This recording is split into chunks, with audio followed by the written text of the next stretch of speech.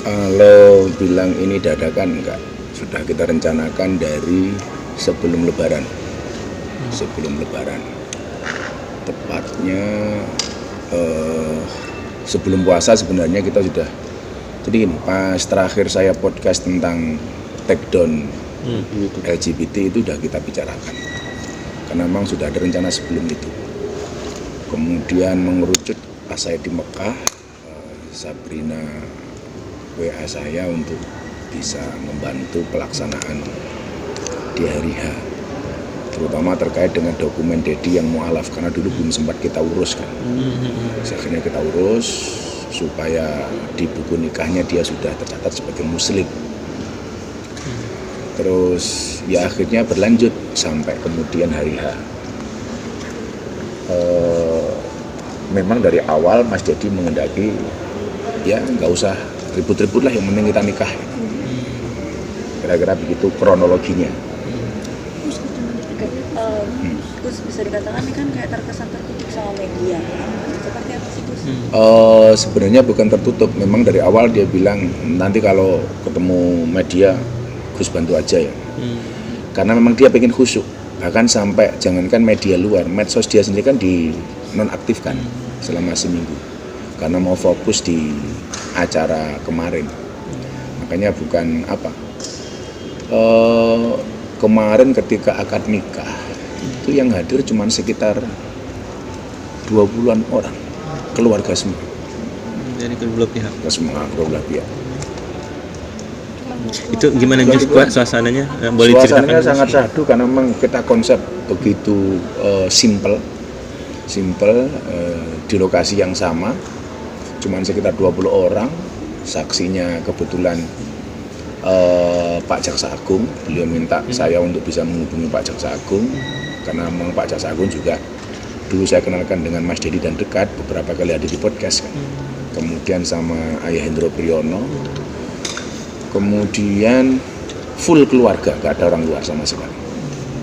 Mungkin ya kecuali saya. Keluarganya siapa? Keluarganya Sabrina ada semuanya, bapak ibunya Sabrina ada. Yang menanyakan langsung bapaknya Sabrina. Saya hanya dampingi, saya khutbah nikah. Kemudian yang sebagai wali langsung bapaknya si Sabrina. Kemudian rangkaian acaranya ya, jadi kita masuk ruangan, kemudian yang duduk di situ kedua mempelai, kanan kiri Pak Jaksa Agung sama Pak Hendro Priyono. Kemudian saya berjajar 3, samping kiri saya walinya si Sabrina, saya di tengah. Kemudian samping kanan saya Pak Penghulu. Kita khutbah nikah, kemudian diijabkan sekali selesai, karena pagi harinya saya briefing Mas Dedi di kamar untuk prosesinya termasuk ijab kabulnya. Kemudian setelah itu foto-foto dan saya nasihat pernikahan sekitar 15 menit, sudah selesai. Terus kemudian sore baru resepsi. Terus bisa dikatakan kenapa sih tanggal 6? Ada tanggal cantik atau gimana? Kan coba Atau di tanggal 6 2022, 2 kali 3 kan 6. Makanya kenapa jatuhnya angka 6. Ini ada spesial khusus kenapa 6 gitu Gus? Enggak. Cuman kemudian memang kalau mas kawinnya itu sesuai dengan tahun dalam bentuk dolar Singapura. Berapa Gus? Jumlah berapa? 2000 berapa ya pasnya?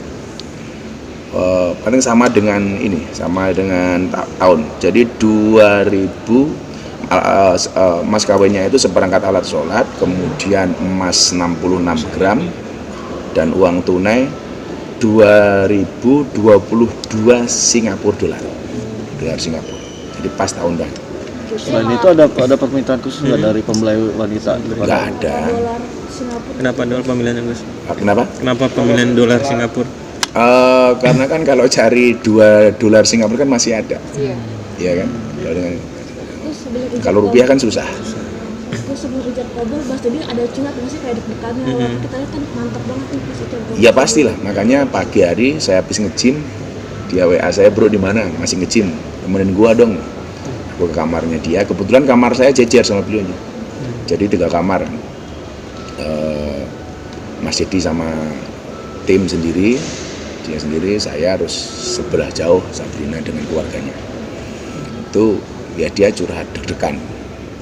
Saya bilang kan, lo kan udah pengalaman mata lopean. Terus akhirnya curhat ya bahwa kemudian biasalah kalau orang mau menikah kemudian banyak ujian atau banyak masalah kan biasa. Tapi normal-normal saja itu masih terkendali. Kemudian dia memang niat untuk meng-off-kan medsosnya itu dalam rangka fokus untuk itu. Fokus untuk itu. Gus, ini emang dari setahun 2 tahun lalu mantepin di 2022 atau gimana sih? Saya sudah dari tahun pembicaraan? 2019 ngomong sama dia untuk segera menikah. Jadi ini perjalanan panjang ya.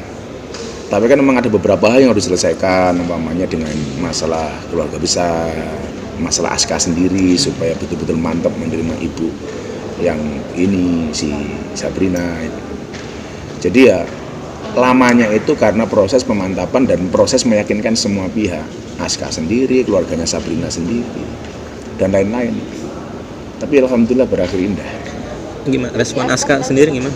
Aska, kebetulan pas saya lagi ngobrol sama Mas Dedi di kamar, dia datang.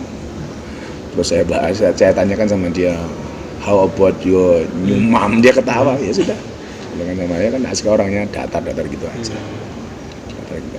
Dan masih sempat bercanda kan di postingannya, ketika posting wajahnya Sabrina nggak dilihat. Tapi artinya memang mengutarakannya sudah lama ya? Udah lama. Dan saya sendiri sebagai sahabatnya Dedi sudah minta sekitar tahun 2019. Saya minta setelah dia syahadat itu, saya sering komunikasi, gue harus ngapain lagi bro? Ya daripada ini muncul semua pertanyaan, ya kamu nikah. Makanya semalam itu, kemarin dan semalam kebetulan saya khutbah nikah, nasihat pernikahannya 2 kali. Jadi semalam habis akad dan kemarin habis akad dan malamnya ketika acara resepsi dibuka sama opening Mas Dedi sama Sabrina sendiri langsung. Kemudian saya diminta untuk berdoa dan memanjatkan syukur serta memberikan nasihat ketika resepsi itu. Saya bilang ini perjalanan panjang dan masih tak garapi gitu. Mungkin ada pertanyaan dari para hadirin, saya bilang, kenapa ini privasi, kenapa kok begitu sederhana dan undangannya nggak banyak, cuma 50 orang, 50 seat semalam. Nah, saya bilang sama Dedi, ini saya nggak tahu ini benar-benar pengen privasi atau karena nggak ada anggaran, atau karena budget terbatas. Tapi kemudian saya bilang, ternyata saya tahu jawabannya adalah bahwa pernikahan itu tidak harus mewah, yang penting sah, yang wajib itu mahar bukan mahal. Ah, Dedi senang banget ya. Bener lu bilang ini bukan. Ya cuma 50 orang. Itu emang konsepnya intimate wedding. Iya, jadi padahal saya tahu gitu, begitu banyak vendors, begitu banyak TV yang menawarkan dia untuk live seperti artis-artis yang lain, beliaunya nggak mau. Beliaunya sekarang kemarin saya nggak mau lah bro, udah saya pengen ini sakral, nggak mau diributin dengan non teknis. Termasuk ada beberapa pihak manajemen TV yang kontak saya, bisa nggak sih kalau ada jadi nikah di live nanti gimana dan lain sebagainya. Jadi itu betul-betul core of the core, intinya inti keluarga. Dan saya tamu sendiri kayaknya kalau namanya Kakak Lina gitu terus ada perbedaan. nggak ada. Saya tanya, bro kenapa nggak ngundang teman artis sama sekali? Lo kebayang nggak bro, teman gue itu banyak. Kalau gue undang satu, yang lain pasti mau diundang. Jadi yang mau khusus nggak jadi kan. Jadi bukan gue nggak respect sama mereka, nggak menghormati mereka. Gue hormat, justru karena gue menghormati mereka nggak tak undang, nggak mau ngerepotin. Ya kalau Dedi ngundang satu teman kan pasti yang lain ngiri kan. Nah, makanya alasan itulah kemudian nggak ngundang yang lain. Atau nanti kaligus di lain waktu gitu baru resepsinya, pestanya. Sampai hari ini nggak ada. Belum ada. Ya resepsinya semalam itu sudah. Oh, udah sekalian. Sekalian. Terus katanya souvenirnya menarik kalau gitu. Souvenirnya parfum. Souvenirnya parfum. Ada arti tersendiri mungkin. Ya biar keluarganya wangi lah, nggak kayak keluarga. Tapi katanya hadiah dari Gus akan mengumrohkan, misalnya berangkat umroh haji. Saya bilang, lo minta hadiah apa dari gua, mau haji mau umroh, gua jabanin, saya bilang. Lu lantar gampang gitu. Kan dia tanya, lu minta kado apa dari gua? Saya bilang, gua udah sering ngerepotin, lu malah mau minta kado, dia bilang. Ya alhamdulillah itu. Kalau dari daftar undangan tuh mungkin yang orang luar semalam resepsi itu ada Pak Andro Priyono dengan Mas Dias, kemudian ada Mas Gilang sama Mbak Sandi. Karena kebetulan Sandi ini sama Sabrina dekat banget. Sehingga dia datang. Ya cuman itu, kebetulan saya satu meja dengan Mas Gilang. Terus siapa ya? Ya keluarga semua lah. Ini. Ya cuman itu tak. Acaranya sederhana, begitu kalau opening saya sambutan, berdoa, kemudian kita makan malam. Setelah itu ada 2 orang yang diminta untuk memberikan speech, Ayah Hendro Priyono sama satunya siapa itu saya lupa. Terus kemudian diakhiri dengan semua tamu foto-foto di stage. Dan sampai ini saya belum dapat fotonya itu, karena masih dipredeli satu-satu masih di. Dan memang Mas Dedi minta, pokoknya sebelum jam 9 nggak ada yang posting sama sekali sebelum acara itu berakhir. Makanya semalam Sabrina sudah posting, baru saya berani posting.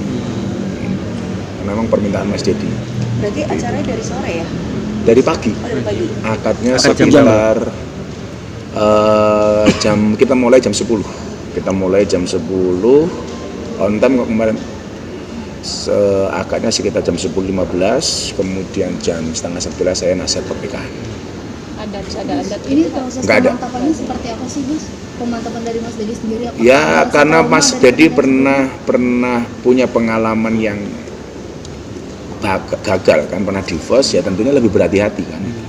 Lebih berhati-hati. Makanya nasihat pernikahan saya banyak soal itu kan, saya bilang. Banyak perempuan mencari suami soleh, banyak laki-laki mencari wanita solehah. Pertanyaannya adalah kenapa mencari bukan menjadi? Kenapa mencari bukan menjadi? Ya menjadi soleh, menjadi soleha. Jangan mencari yang soleheh atau mencari yang soleh. Itu salah satu nasihat pernikahan saya ke mereka.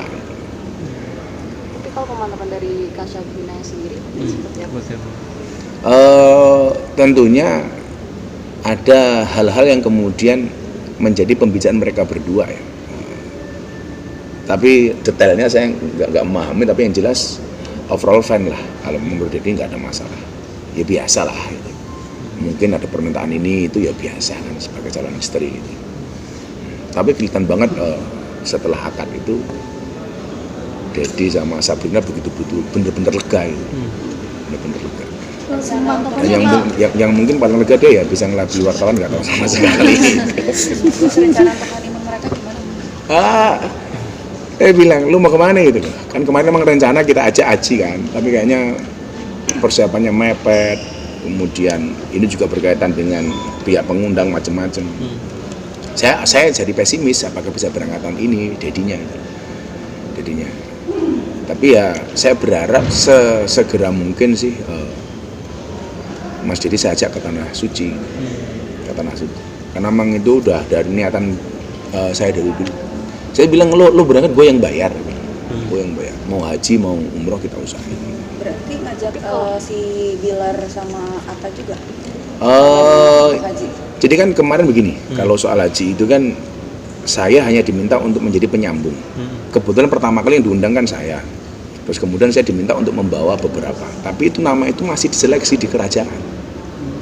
Gitu. Jadi pihak Kedubes Arab Saudi untuk Indonesia minta saya beberapa nama.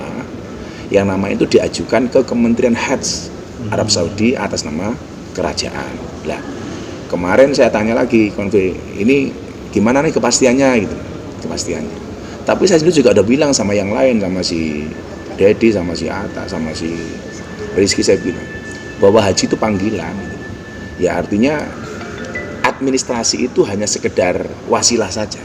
Tapi kan yang manggil itu kan Allah, bukan administrasi. Artinya kalau tahun ini berangkat ya berarti kita dipanggil Allah tahun ini, ya kalau belum berangkat ya berarti belum dipanggil, kan gitu saja. Jadi relax teman-teman juga menanggapinya. Apalagi ini berkaitan dengan kerajaan.